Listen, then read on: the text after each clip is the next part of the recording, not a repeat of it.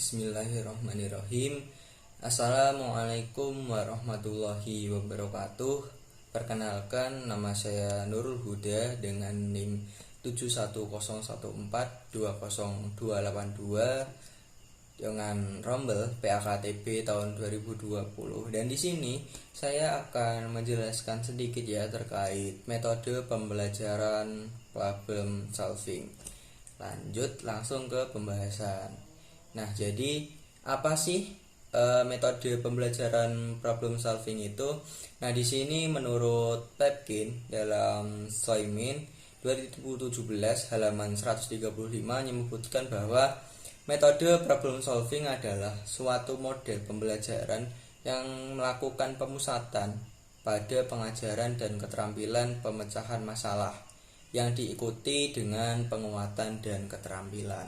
Nah, sementara itu menurut Purwanto dalam Sotimah dan Fatur Rahman tahun 2018 halaman 280 sampai 281 berpendapat bahwa model problem solving adalah suatu proses dengan menggunakan strategi, cara, atau teknik tertentu untuk menghadapi situasi baru agar keadaan tersebut dapat dilalui sesuai keinginan yang ditetapkan.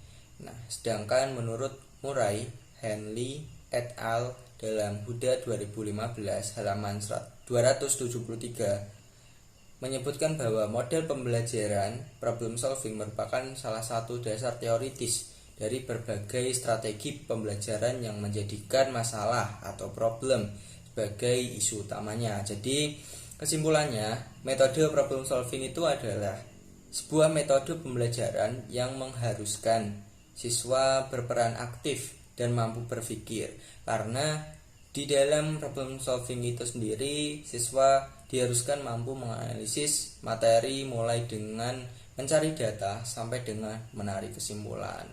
Jadi begitu teman-teman.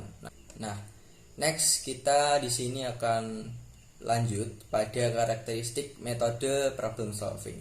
Jadi di sini saya sebutkan 5, dan di sini yang pertama adalah pengajuan pertanyaan atau masalah. Itu termasuk karakteristik pembelajaran problem solving yang pertama. Pengajuan pertanyaan atau masalah itu mengorganisasikan pengajaran yang di sekitar pernyataan dan masalah yang keduanya secara sosial penting dan secara pribadi bermakna untuk siswa. Nah, yang kedua yaitu berfokus pada keterkaitan antar disiplin. Maksudnya, meskipun problem solving itu berpusat pada mata pelajaran tertentu, tapi masalah yang akan diselidiki ini dipilih benar-benar nyata agar dalam pemecahannya siswa dapat meninjau masalah itu dari berbagai mata pelajaran begitu. Nah, yang ketiga ada penyelidikan autentik, yaitu problem solving itu mengharuskan siswa melakukan penyelidikan autentik untuk mencari penyelesaian secara nyata. Nah, mereka harus menganalisis dan mendefinisikan masalah, mengembangkan hipotesis dan membuat ramalan. Nah, mengumpulkan dan melakukan eksperimen itu jika diperlukan ya. Dan terakhir membuat inferensi dan merumuskan kesimpulan. Nah, yang keempat ada menghasilkan penyelesaian masalah. Jadi di sini problem solving itu menuntut siswa untuk menghasilkan bagaimana sih cara atau strategi yang terbaik untuk digunakan dalam penyelesaian masalah yang dihadapinya begitu. Dan yang terakhir yaitu ada kolaborasi. Jadi kolaborasi ini menentukan penyelesaian masalah siswa, tapi siswa ini diharapkan mampu bekerja sama satu dengan yang lain agar bekerja secara optimal dan mendapatkan suatu opsi pilihan yang terbaik atau solusi terbaik dari beberapa solusi yang dikemukakan oleh kelompoknya begitu. Nah, oke, lanjut. Di sini ada kelebihan metode pembelajaran problem solving. Jadi menurut Soimin 2017 halaman 137 sampai 138, di sini kelebihan dari model pembelajaran problem solving adalah sebagai berikut. Yang pertama, membuat peserta didik lebih menghayati pembelajaran berdasarkan kehidupan sehari-hari. Yang kedua, melatih dan membiasakan para peserta didik untuk menghadapi dan memecahkan masalah secara terampil. Yang ketiga, dapat mengembangkan kemampuan berpikir peserta didik secara kreatif. Yang keempat, peserta didik sudah mulai dilatih untuk memecahkan masalahnya dari semenjak sekolah sebelum memasuki kehidupan nyata. Yang kelima, melatih siswa untuk mendesain suatu penemuan. Yang keenam, membuat peserta didik berpikir dan bertindak kreatif. Yang ketujuh, memecahkan masalah yang dihadapi secara realistis. Yang kedelapan, mengidentifikasi dan melakukan penyelidikan. Yang kesembilan, menafsirkan dan mengevaluasi hasil pengamatan. Yang kesepuluh, merangsang perkembangan kemajuan berpikir siswa untuk menyelesaikan masalah yang dihadapi dengan cara yang tepat. Yang ke-11 atau terakhir, yaitu dapat membuat pendidikan sekolah lebih relevan dengan kehidupan, khususnya pada saat dunia kerja.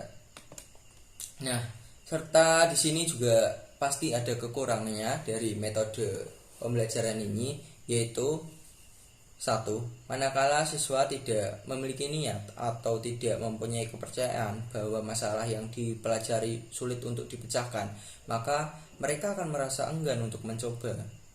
Nah, dengan nomor 2, keberhasilan strategi pembelajaran melalui PBL, ya, problem solving, itu membutuhkan cukup waktu untuk persiapan. Nah, yang ketiga, tanpa pemahaman mengapa mereka berusaha untuk memecahkan masalah yang sedang dipelajari, maka mereka tidak akan belajar apa yang mereka ingin pelajari. Begitu. Lanjut, di sini ada sintak model pembelajaran problem solving menurut Dewey dan W. Gulo 2022 halaman 115. Yang pertama, merumuskan masalah.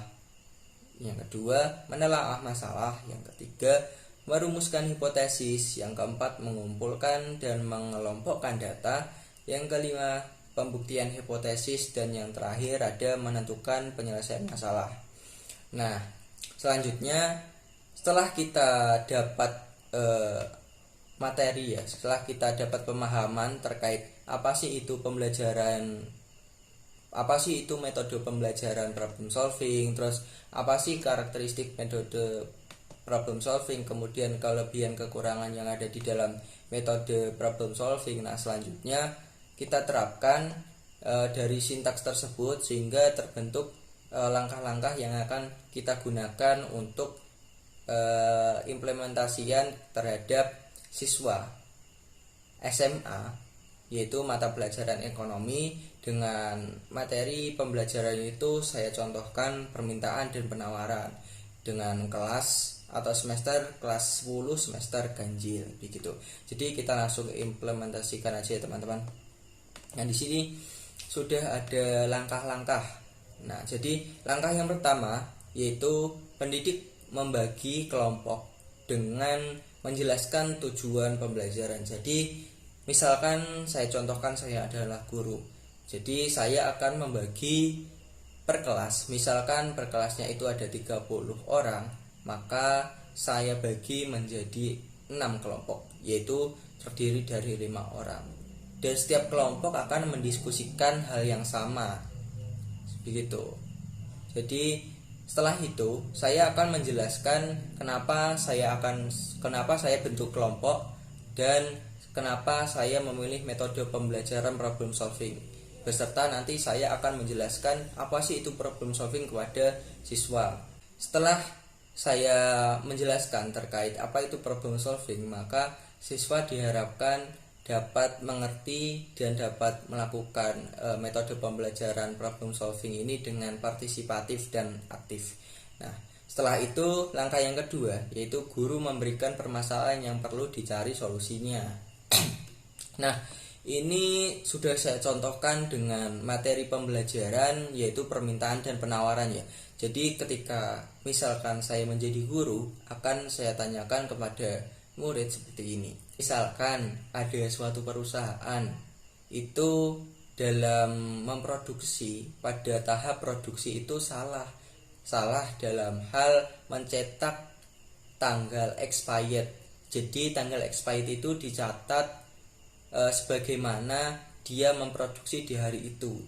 Nah, jadi ketika dia setorkan kepada mitra atau konsumen itu menimbulkan permasalahan. Jadi itu menimbulkan dampak kepada permintaan dan penawaran dari perusahaan tersebut menurun.